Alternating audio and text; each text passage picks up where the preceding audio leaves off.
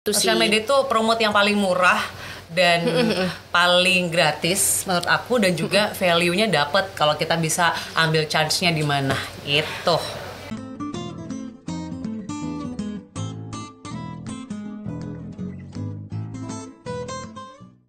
Welcome to channel YouTube yang sesi pertama kita, terusnya di Agilen Kosan, kopi santai anak muda.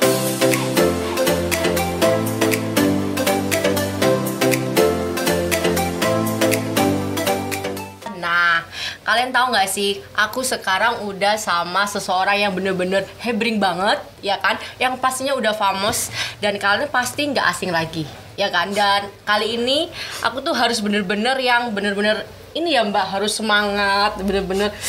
Kenapa Mbak? Aku udah haru nih. Oh, terharu. Aku udah haru, bridgingnya untuk perkenalan aja itu sudah terlalu hebring juga. Gitu. Ya harus dong, kan kali ini aku sama seseorang yang bener-bener ada di salah satu kota Kediri yang sangat bener-bener booming dan adalah salah satu motivasi aku Mbak. Wow, dan aku tuh biasanya kalau sama seseorang ini tuh hanya say hello aja.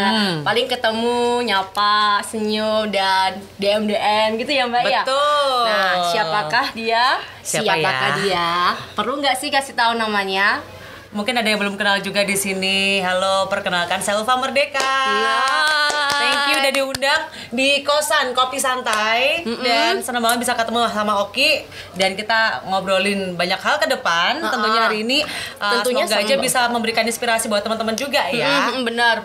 Jadi aku pengen ngajak kalian itu biar tahu sih ya kan. Pasti kepo sama Mbak Ulfa ini ya kan, daripada kalian kepo di Instagram atau di mana aja. Atau kalian ketemu kan pasti nanti ya Mbak Ulfa kan jadwalnya bener-bener padat banget. Amin ya Allah. Padat banget Amin. Apalagi udah melebar luas sayapnya kemana-mana ya Mbak. Amin, didoain aja begitu. Dan aku seneng banget kali ini Mbak Ulfa udah berada di kosan aku. Kosannya Mini. Kamu comfy banget ya kosannya ya. Iya dong. Penuh dengan warna-warni. Kalau tidur beneran begini, terang benderang kayak gini. Ya tidur aja yuk Mbak, coba di sini ya. Kamu sendirian tidurnya? Ya kalau Mbak Ulfa mau nemenin nggak apa-apa sih. Iya, tapi banyak cowok di sini depan banyak kita. di depan kita. Thank you ya Ki, saya lagi udah diundang di sini. Tentunya ini jadi salah satu hal yang menyenangkan juga, kita bisa ngobrol langsung. Iya benar. Face to face, walaupun kita mungkin jarang ketemu, hanya ketemu secara virtual aja. Tapi bisa ketemu secara langsung, jadi seneng banget aku. Lebih intimate lagi lah. Dan kita sangat ketemunya. bersyukur ya Mbak ya. Ya, aku kenal Mbak Ulfa itu udah lama banget sebenarnya Mbak ya. Berapa tahun? Waktu aku masih SMA sering nari kayaknya di beberapa event ya, di kabupaten gitu sih. Aku udah tahu, dan sekarang aku baru sekali ini face to face sama Mbak Ulfa. Waduh, wow, thank you banget Ki. Nah tentunya nih Mbak, di masa-masa pandemi saat ini, gimana sih kabar Mbak Ulfa? Apalagi pandemi nih, apa masih melebar sayap atau gimana?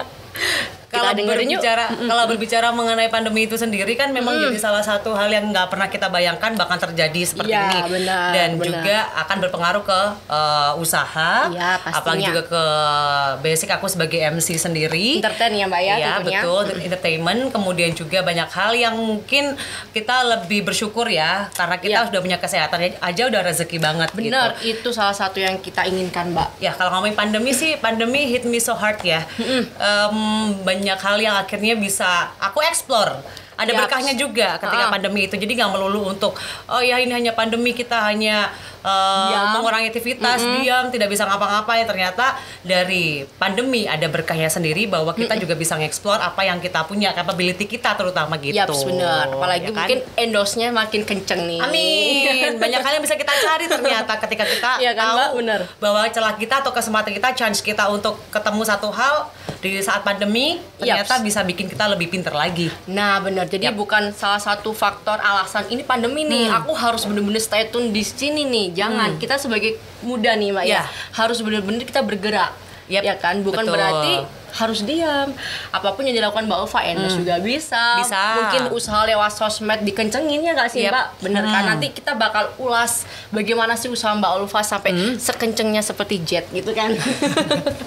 Amin. Karena kan aku nggak terlalu ini banget ya, ke aku menurut aku sih aku masih banyak belajar, masih banyak yang di atas aku yang melebihi mungkin dari skala dari secara dunia maya sosmed, masih banyak yang mungkin di atas komunitas aku. Jadi aku mungkin di sini nggak terlalu pengen kelihatan high profile di sosmed.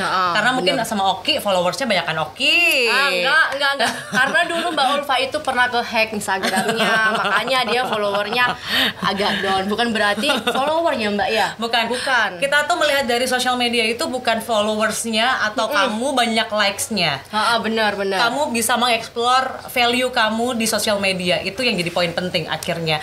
Value itu lebih penting daripada followers. Kalau kita nggak ngerti aja bagaimana cara kita mendapatkan value untuk kita show off kan ke para orang-orang di luar sana. Benar, tentunya Mbak. Percuma aja punya followers banyak tapi kita nggak punya value. Jadi menurut aku siapapun dan dimanapun teman-teman mungkin masih dari step level paling bawah untuk menjadi influencer barangkali atau mungkin juga menjadi salah satu motivator via Instagram, selebgram boleh. Selebgram juga boleh. Nah, jangan lihat dari followersnya karena kalau kita terpacu dari insight, kita bakal depres banget. Jadi pasti istilahnya kita nggak perlu mikir followers kita berapa, tapi value yang akan kita kembangkan, kita tularkan ke banyak orang, itu yang jadi poin pentingnya. Wow, ini sangat penting ini bagi muda-muda nih ya. Biasanya pasti orang bilang, malas karena followerku sedikit, aku nggak bisa nge-explore karena nggak ada like-like-an dan aku harus ada grup, harus beli dan sebagainya. Kayak gitu jangan. Tapi bagaimana value kita punya kemampuan, kita punya bakat, apapun kita bisa explore gitu kan Mbak ya. Nggak mumpuni dari followers itu sih. Sosial media itu promote yang paling murah dan paling gratis menurut aku, dan juga value-nya dapat kalau kita bisa ambil chance-nya di mana gitu. Nah, jadi untuk kalian semuanya bisa didengerin dari Mbak Ulfa, motivasinya sangat benar-benar berharga.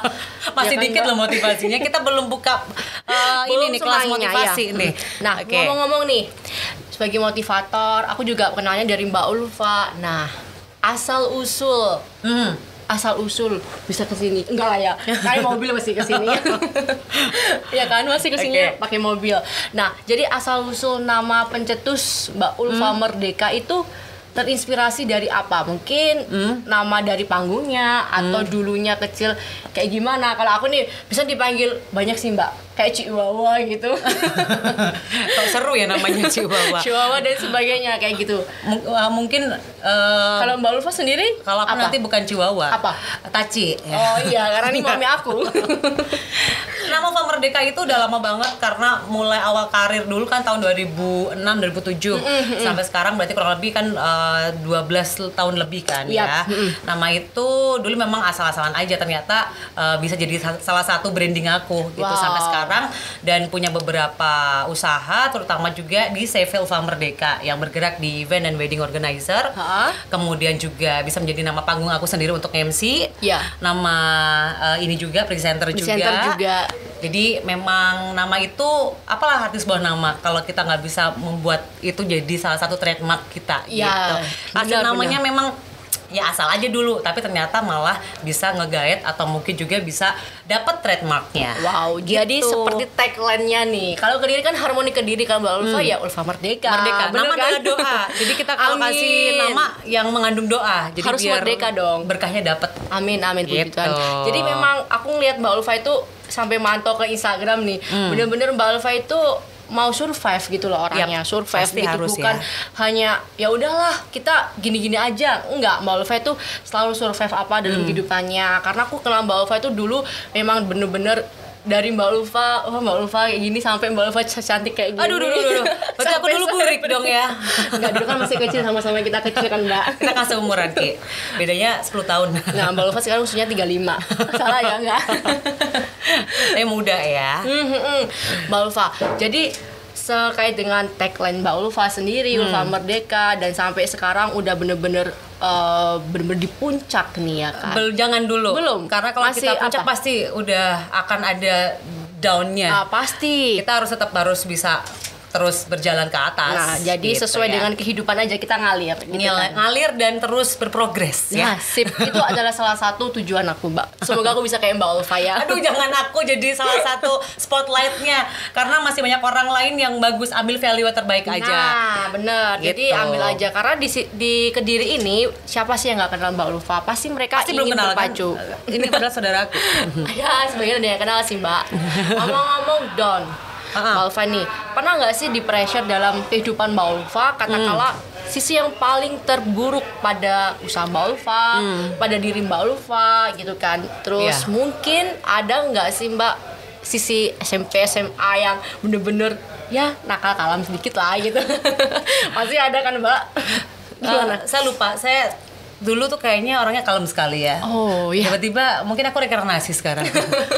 Kalau ngomongin the other side dari sosial media, pasti kita akan postingnya kan yang baik-baik aja. Tidak mau yang buruk-buruk. Benar. Jadi kalau mungkin masa lalu banyak hal yang bisa jadikan pelajaran itu pasti ada juga. Zaman mungkin SMP, SMA. Kebetulan memang orangnya suka banget show off di panggung. Jadi pas banget sesuai dengan karakternya dari dulu. Dari kecil berarti dari kecil. Terus kalau menuju dewasa ini banyak hal yang terjadi, terutama juga di usia muda sudah punya usaha, kemudian bertemu dengan banyak orang, sudah menjadi salah satu yang mungkin icon lah ya. Bukan icon ya. Aku nggak mau disebut icon karena aku selalu mikirnya aku nggak mau terlalu high profile, jadi pengennya ya seadanya aja. Cuman ya, pada saat umur aku mungkin masih belasan itu sudah berusaha untuk memang jalan di atas kaki sendiri gitu kan. Jadi hal yang mungkin belum pernah kesampaian akhirnya bisa kesampaian di usia muda kayak gitu. Pressure pasti ada karena kita kan usia itu kan juga mempengaruhi bagaimana stable emotion ya. Dari dulu mungkin dari situ aku belajar bagaimana anger management, kemudian stable-nya emosi aku, karena kan usaha itu juga pengaruh ke bagaimana mental kita. Nah, gitu. Kalau bicara itu mental kan. Jadi kalau ngomongin mental memang agak sedikit complicated ya. Benar. Karena kalau kita tahu dulu aku udah memulai usaha atau karir semenjak usia 17 tahun dan sekarang saya 32. Jadi kurang lebih udah punya penghasilan sendiri atau income itu di usia 17-an. Kemudian mengembangkan atau ekspansi usaha, di situ banyak hal yang terjadi, terutama bagaimana kita bisa dipercaya, terutama poin penting ini poin pentingnya seperti itu. Kalau the other side sih masalah mental itu memang pasti akan ada up and down-nya kan. Apa sih mental yang paling terpuruk dalam hidupan Mbak Ulfa atau terpuruk dalam suatu usahanya atau mungkin di sisi lain apa itu mentalnya Mbak? Banyak hal yang terjadi yang pasti mungkin kalau kita jelasin satu-satu nggak akan cukup waktunya. Bagaimana untuk survive lebih tepatnya kan mungkin the other side ketika saat itu bertemu dengan titik yang aku nggak akan pengen dapatkan di saat itu gitu kan. Tapi harus terjadi, harus terlewati karena semuanya kan pasti harus berjalan kan. Kalau saat itu memang pada saat usaha aku orangnya kan paling nggak bisaan tuh Ki. Jadi saat itu aku ngerasa semuanya sudah well done, aku kerjakan dengan bagus. Waktu ngurusin sebuah event ternyata orangnya nggak bertanggung jawab. Akhirnya semua kerugian, semua pembayaran vendor itu aku rasakan dan aku yang membayar. Itu jadi salah satu hal yang bikin aku pelajaran satu-satunya bahwa jangan terlalu percaya sama orang. Bahwa di dunia usaha itu selalu ada aja plan A, plan B, sampai plan Z gitu kan. Nah, jadi aku banyak hal yang bisa dipelajari itu adalah jangan terlalu percaya sama orang. Walaupun kita memang harus tegas, kita harus tahu gimana celahnya, cuman kita nggak boleh 100% buat kasih trust kita ke orang lain. Jadi itu pelajaran yang paling penting. Selalu ada plan A, plan B, selalu ada sisi kamu was-was tuh nggak apa-apa. Worried sama orang lain tuh nggak apa-apa kalau kita bikin usaha. Gitu. Itu yang malah bisa menyelamatkan kita. Jadi kita bukan berarti aku nilai orang ini negatif, enggak karena kan memang kita usaha harus nilai seperti itu kan. Iya, kita pasti ngomongnya yang pahit-pahitnya dulu deh. Bener. Kalau positif pasti udah jalan dengan baik kan, Mbak. Iya. Tapi kalau negatif kan, kita perlu kayak plan A, plan B sampai Z gitu kan. Itu tabungan, terus juga semua yang aku kumpulin dari aku usia berapa itu habis untuk membayar semua kerugian vendor tersebut. Jadi memang agak sedikit risky banget sih karena aku nggak sama sekali nggak menyiapkan plan B. Aku pikir aku percaya, ternyata trust itu harus ditempatkan di tempat yang benar. Jadi kalau pengen bikin usaha, yang pastikan dulu mental kita udah cukup tuh, terus diasah banyak jam terbang, kemudian silahkan untuk menempatkan sisi percaya kamu di tempat yang tepat. Gitu. Karena jangan terlalu banyak percaya 100%, karena nggak semua orang itu memang baik, tapi banyak orang baik di luar sana. Gitu. Tapi harus jaga-jaga lah ya Mbak ya, tentunya ya. Nggak ada salahnya kan. Ya gitu. Terus penting nggak sih kita kayak konsultasi sesama pembisnis kayak gitu? Perlu nggak sih Mbak kayak gitu? Kalau dibilang konsultasi itu bagi aku perlu, bukan konsultasi jatuhnya, tapi lebih ke sharing ya. Sharing is caring ya Mbak ya. Sharing, terus kamu dengan sharing itu dengan punya koneksi, dengan punya networking yang bagus, itu yang akan bisa menjadikan usaha kamu berekspand lebih jauh lagi. Kalau kita nggak punya networking yang bagus, otomatis kita akan stuck di satu usaha itu aja, Ki. Jadi penting banget punya teman banyak. Relasi juga harus penting. Nah, seperti ini, kopi santai. Kita bisa ngopi bareng, kita bisa sharing bareng. Dari situ kan ilmu lapangan itu beda sama ilmu teori loh, Ki. Nah, ini perlu dicatat. Iya, kita sekolah jauh-jauh, kita S1. Ya bener S1, pasti dikasih teori yang kita nggak dapetin di lapangan. Cuman ketika kita lebih belajar teori aja tapi kita nggak tahu gimana di lapangan, atau mungkin ilmu lapangan seperti apa, itu pasti akan sedikit banyak skipnya deh. Aku percaya banget. Jadi ternyata selain kita harus memahami bahwa teori sekolah itu nomor 1, benar, network yang harus bagus. Selain itu juga kita harus punya jam terbang. Nah, itu yang paling penting. Iya, ilmu lapangan itu sangat beda jauh. Jadi yang aku alamin juga sih, katakanlah kita kuliah.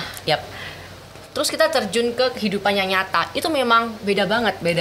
Jadi kehidupan sekarang kita adalah kehidupan yang mau akan kita mulai lagi gitu kan. Kalau di kuliahan kita hanya teori, prakteknya kan cuman gini aja.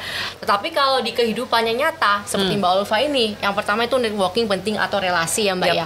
Harus kita survive gitu kan. Terus percaya diri, mental juga kita siapkan. Jadi istilahnya kita usaha itu jangan sampai katakanlah kita bangkrut atau katakanlah kita ada sesuatu yang bener-bener kita itu down, tapi di sisi lain kita punya niatan sendiri mau maju atau mau mundur, gitu kan Mbak.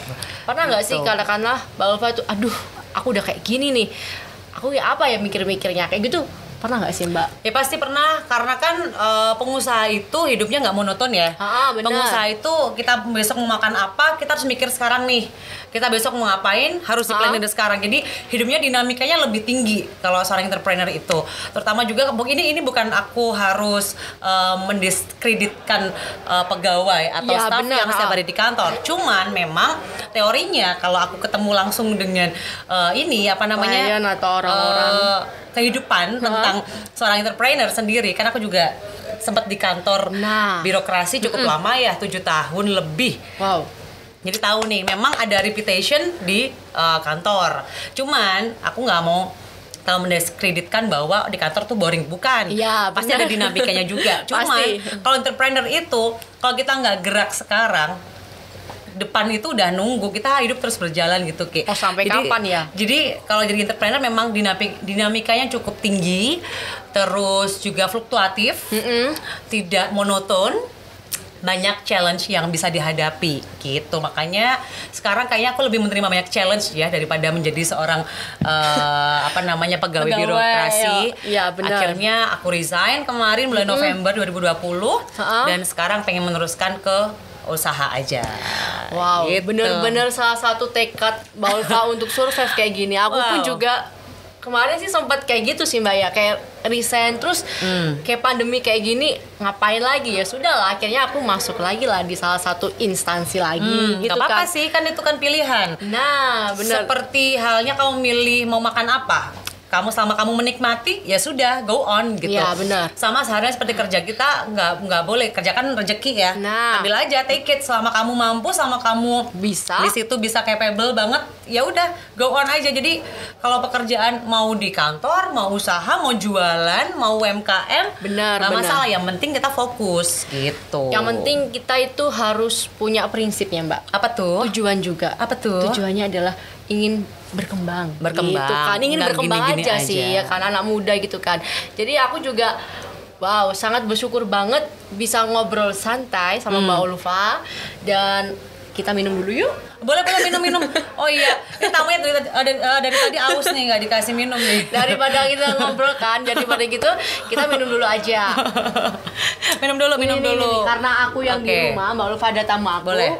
Nah, aduh thank you banget nih. Ini bikinan aku sendiri loh, Mbak. Oh iya. Wow, segar sekali. Enak ya? Iya, gluk. Oh, My Pertamina. Iya dong. Oh, iya. Nah. Thank you ya My Pertamina ya, minumannya enak sekali. Gimana, enak kan? Mantap Ki. Besok lagi ya. Boleh. Main-main ke sini lagi biar kita semakin ada motivasi nih untuk kedepannya gitu. Jadi buat kalian anak muda, kalian haruslah terus survive kayak Mbak Ulfa, terus kalian harus berkembang, jangan hanya diem satu tempat. Jangan. Sayang banget sama usianya. Kan sekarang anak-anak muda sekarang lebih pinter buat survive, bener, buat memang, menciptakan satu market. Karya-karya yang baru. Iya kan? Lebih banyak anak muda sih sekarang yang mungkin kita juangnya sama-sama untuk di bidang entertainment, atau mungkin juga di bidang makanan, dagang, kayak gitu. Kita anak muda lebih banyak yang sekarang itu saling ini ya, saling adu sekarang, saling adu kreativitasnya gitu. Yep. Jadi kayak Mbak Ulfa bukan muda ya, berarti tua. Aku selalu jiwanya muda, usia boleh tua, tapi jiwanya muda. Bener, ini adalah salah satu contoh atau salah satu tokoh yang benar-benar inspirasi di kota Kediri ini. Aku malu sekali. Enggak, soalnya sih banyak banget sih Mbak yang tanya ke aku itu, Mbak Ulfa itu gimana sih kehidupannya? Ya mana tahu kan, aku kan juga nggak tahu. Ya udahlah, akhirnya aku pengen ngajak Mbak Ulfa ke kosan aku aja nih, sambil kopi santai bareng gitu kan. Bahas anak-anak muda saat ini kayak gimana terkait dengan kreativitas nih Mbak. Menurut Mbak Ulfa, anak-anak sekarang ini kreativitasnya bener-bener tinggi banget gak sih Mbak? Kredibilitasnya tuh bener-bener tinggi ya? Ya, seperti yang sudah Ulfa mention tadi bahwa anak-anak muda sekarang tuh lebih banyak yang challenging, capability-nya bagus-bagus, untuk kreativitasnya pun juga mereka mau diadu. Dan kita kan tahu usaha mikro itu ternyata sebagian besar itu adalah anak muda yang melakoninya. Jadi zaman aku dulu waktu SMA belum seperti yang se-hype ini untuk menjalani suatu usaha di usia muda. Dan alhamdulillah sekarang banyak anak muda yang lebih kreatif dan bagus. Dia selalu mengambil kesempatan apapun itu. Dimudahkan dengan sosial media juga. Nah, penting banget ya Mbak sosial media bagi bisnis ya. Dibilang penting kalau kita bisa untuk menggunakan dengan bijak, pasti akan lebih dipermudah untuk kita bagaimana memarketkan usaha kita itu sendiri. Bener. Yang penting kita harus branding gitu kan Mbak. Marketplace kita juga dikencengin biar semakin itu, apalagi kalau udah punya nama nih kayak Mbak Ulfa, pasti dicari dong. Aku mau ke Mbak Ulfa aja lah, walaupun jauh tapi tetep lah ngintip sedikit di Instagramnya. Amin. Aku aminin nih semua doa-doanya Oki. Mbak Ulfa ini bener-bener memang aku ngelihat Mbak Ulfa itu progresnya sampai di Instagram itu titiknya nggak kelewat, aku ngeliat titiknya banyak banget. Spam itu spam endorse-nya banyak banget gitu. Karena aku nggak mau kalah sama anak-anak muda Ki. Kita tahu kan anak muda sekarang makin cakep, makin kreatif, makin banyak yang dibikin usaha. Jadi aku nggak mau kalah dong. Sebagai anak yang setengah muda, jadi udah pernah muda juga. Jadi aku nggak mau. Tapi belum tua kok ya. Jangan tua kalau bisa. Jiwanya muda terus. Selalu menginspirasi ini yang penting. Amin. Ngomong-ngomong inspirasi dan yang paling penting, siapa sih Mbak orang-orang yang penting bagi Mbak Ulfa sampai sosok Mbak Ulfa itu bangkit saat ini? Gitu. Orang penting itu pasti kalau dibilang keluarga pasti nomor satu ya. Sebagai keluarga, orang terpenting yang tidak pernah luput untuk bisa memberikan support, karena mereka kan circle support system yang terbaik juga adalah keluarga. Cuman banyak orang yang menginspirasi aku Ki, termasuk juga teman-teman sendiri itu ada orang-orang penting juga. Yang paling penting adalah tim-tim aku sih. Tim-tim yang something kan kita harus aware gitu kan. Iya, karena kan ada nggak something yang benar-benar mendukung Mbak Ulfa sampai detik ini, menemani Mbak Ulfa, ada nggak sih Mbak? Ada sih, tim aku jawabannya. Tetap tim aku. Bener, tim aku. Tim yang saat ini dan tim aku tetepan. Ya. Tim aku. Aku kan dulu gini. Gimana, jadi mungkin ada beberapa orang yang belum tahu tentang beberapa biografi yang pernah ini aku lakukan gitu kan. Dari mulai MC, presenter, kemudian juga bisa dibilang menjadi salah satu pegawai di salah satu birokrasi pemerintahan, penyiar radio juga. Nah, ini adalah kakak senior aku di salah satu radio. Terus kemudian juga setelah itu aku berekspansi untuk bikin satu perusahaan termasuk di bidang event. Benar. Sudah bikin CV sendiri, terus usaha yang lain-lain juga dari situ ekspansi. Nah, kalau dibilang ada orang terpenting nggak? Ada dong pasti. Ada. Kalau siapanya adalah tim, karena pasti mereka adalah orang-orang yang selalu ada di samping kita ketika kita menghadapi apapun itu. Benar. Jadi aku mau berterima kasih sekali buat tim-tim aku yang seperti keluarga sendiri, walaupun mungkin kita beda orang tua. Cuman dari tim itu sendiri, bagaimana aku bekerja, bagaimana aku melayani orang lain itu dengan teamwork itu aku bisa banyak sekali belajar. Bukan mereka belajar dari aku aja, tapi aku juga belajar dari mereka. Jadi kalau bisa dibilang orang terpenting ya memang tim aku. Tim memang sangat terpenting ya Mbak, karena sangat dia penting. Sangat support dari Mbak Ulfa di titik nol sampai Mbak Ulfa sekarang udah seperti ini. Itulah artinya tim bagi kita banget. Orang-orang yang ada di samping kita ya teamwork kita gitu. Oh gitu, bener-bener. Terus Mbak Ulfa ini ngomong-ngomong dengan keluarga nih, Mbak Ulfa pernah nggak sih katakanlah kita minta restu, minta doa kayak gitu, itu penting nggak sih? Terkadang kan ada seseorang yang ya udahlah, yang penting orang tua, ada yang bilang orang tua nggak usah tahu, tapi kita udah survive. Itu menurut Mbak Ulfa itu benar atau salah? Ya semuanya kan tergantung pada diri kita sendiri. Tapi yang sebaiknya bagaimana Mbak Ulfa? Aku sangat berterima kasih sih memiliki orang tua yang sangat suportif dan mereka juga tidak menekan aku untuk menjadi apa. Iya. Yang penting kamu bermanfaat untuk orang lain. Yang penting kamu baik, itu aja sih. Karena dari situ akan banyak trust yang tercipta. Iya. Jadi kita bisa nge-grab para klien, kita bisa bekerja dengan baik. Yang penting kamu baik sama orang dulu, ya kan? Hati-hati kayak gitu-gitu. Jadi aku bahagia sih punya keluarga yang tidak menginginkan aku untuk jadi seperti kamu ini harus menjadi seorang A, seorang B, tidak. Mereka memberikan aku pilihan yang silakan aja, asal kamu fokus, asal kamu menekuninya dengan baik, it's okay, jalan aja gitu. Wow, bener-bener suportif Ki. Bener-bener ini adalah nih. Thanks to God. Sampai aku merinding. Kamu melihat hantu depannya. Ngomong-ngomong, kita menjalin trust dengan orang lain itu kan sangatlah penting. Itu termasuk dengan salah satu aware bagaimana attitude kita juga kayak gitu. Nah, bagaimana sih menurut Mbak Ulfa terkait dengan aware itu? Kalau berbicara mengenai bagaimana menciptakan trust ya lebih tepatnya ya. Menciptakan trust kepada klien adalah selain kita memiliki self branding yang bagus atau mungkin yang minimal tidak ada track record buruk yang ke belakang. Makanya kita itu harus selalu paling baik. Penting sih sebenarnya. Itu yang jadi salah satu kunci dulu. Bagaimana kita brandingnya. Bagaimana kita menciptakan klien itu agar percaya sama kita, akhirnya mau menggunakan jasa WO, jasa IO ataupun jasa MC adalah ya itu tadi, kita harus branding yang baik dulu. Benar. Walaupun kita mungkin dalam posisi yang masih kita masih menapaki usaha nih, tapi jangan malu untuk menciptakan branding yang bagus. Dan bagaimana cara selama ini Ulfa untuk menampilkan atau mungkin menciptakan trust pada klien, karena selama ini mungkin jam terbang juga pengaruh ya Ki ya. Jam tidak terbang memungkiri. Jadi kalau sekarang pengen punya satu usaha nih, dimulai aja dulu. Mau bagus mau tidak itu pikir belakangan aja dulu. Yang penting jalan dulu. Jalan dulu, kerjakan dengan sebaik mungkin. Benar. Baru nanti bisa ketemu titik temu yang harus kamu perbaiki. Terutama bagaimana untuk menciptakan ekspansi atau mungkin hal-hal yang ke belakang yang belum kita pelajari, akhirnya bisa ketemu nih titiknya di saat kita mau memulai usaha. Kalau hanya dipikirin terus tidak akan jalan-jalan terus. Iya benar-benar ya kan? itu Mbak. Benar. Akan jalan pasti harus kita jalani, ya kan? Ada yang buruk atau ada yang gimana, nanti kita bisa pelajari di saat kita berjalan itu. Nah, gitu. nanti aku juga di balik layar pasti aku ngobrol lagi nih lebih banyak sama Mbak Ulfa terkait dengan aware gitu, biar gimana sih transisi ke orang juga. Jadi kalian nggak perlu takut lagi, katakanlah mau memulai usaha ya sudah mulai aja. Mulai aja dulu. Kalaupun ada mungkin hambatan atau mungkin yang lain, kayak tadi Mbak Ulfa down, gimana caranya biar Mbak Ulfa bisa aware lagi. Nah, gitu kan Mbak maksudnya? Iya, biar survive lagi. Yang penting kita ya kalau pengen bikin usaha itu yang jelas kita harus tahu nih usaha apa yang akan kita geluti ya kan. Kemudian yang kedua, apa yang jadi fokus kita harus kita kerjakan juga.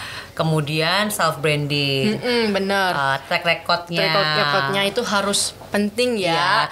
Menciptakan menciptakan attitude-nya yang juga baik. harus diperbaiki juga. Mungkin dalam segi kita kan di dunia pelayanan kan itu kan beda ya pelayanan Iya, itu sendiri. benar. Jadi memang Tata bahasa juga. sisi yang dimana kita apa adanya juga boleh. Cuman kita harus perbaiki bagaimana kita beradaptasi dengan berbagai orang, karena kita kan ketemunya sama nggak melulu itu orangnya yang seperti itu terus, tapi juga berbeda-beda kayak gitu sih. Gitu, dari berbeda-beda itulah kita harus benar-benar bagaimana menciptakan kode etik, bagaimana attitude kita biar aware gitu kan Mbak. Jadi janganlah kalian itu cuman di situ-situ terus. Ya kan, buat teman-teman yang penting difokuskan dulu mau usaha apa, ekspansinya belakangan dulu. Bener. Terus jangan takut untuk memulai karya. Nggak usah mikir itu bagus dulu. Ya, yang penting kamu tahu jalan dulu. titiknya nanti di mana, pasti akan ketemu kok. Kalau kita fokus ya. Benar. Dan jangan lupa untuk menciptakan sistem, karena di mana kalau kita punya sistem, kita punya pakem, kita punya frame-nya dulu, baru kita akan fondasinya itu gampang. Oh iya, habis itu benar. ngebangunnya juga gampang. Yang penting kita tahu sistemnya seperti apa. Masalah nanti ada dinamika di saat kita berjalan itu, tenang aja, itu semua akan bisa dipelajari. Nah, karena di intinya, dunia ini pasti semuanya bisa dipelajari gitu Ki. Bener-bener. Intinya kita mau maju atau mau mundur, itu aja sih. Iya, karena kita kan terus dalam hidup yang dinamis lebih. Iya. Sekarang kan semuanya serba digitalize ya. Ya, digitalisasi juga penting sekarang. Jadi cepatlah informasi nyampenya gitu. Jadi kalau bikin usaha nggak usah takut itu baik atau buruk, tapi tahu dulu sistemnya. Yang penting kamu punya frame-nya, kamu punya kerangkanya, habis itu ngebangun, jalan aja dulu. Ada polanya? Ya, ciptakan trust yang baik, ciptakan branding yang baik. Jangan takut untuk melangkah ke depan. Iya, jalan aja gitu loh. Kalau istilahnya orang Jawa tuh melaku wae. Alon-alon asal kelakon. Alon-alon wae kita Mbak. Nggak perlu buru-buru kalau bikin usaha gitu kan. Katakanlah kita jalan ke Sandung ceblok, ya udah ceblok gitu ya Mbak ya. Ya dari usaha itu akhirnya banyak hal terjadi kan, bukan melulu tentang bagaimana kita menciptakan income ya. Tapi dari situ pun juga kita tahu bahwa banyak hal di dunia ini yang ternyata luas banget ilmunya. Benar. Jadi aku merasa aku perlu untuk sekolah lagi, aku perlu untuk kerja lagi, aku perlu untuk menciptakan hal yang baru lagi, ketemu dengan orang baru lagi untuk cari ilmu baru lagi. Nah, yang penting kamu jangan stuck untuk belajar, karena ilmu itu ada aja dan selalu upgrade. Ya, kan? bener-bener Mbak. Upgrade ilmu yang penting.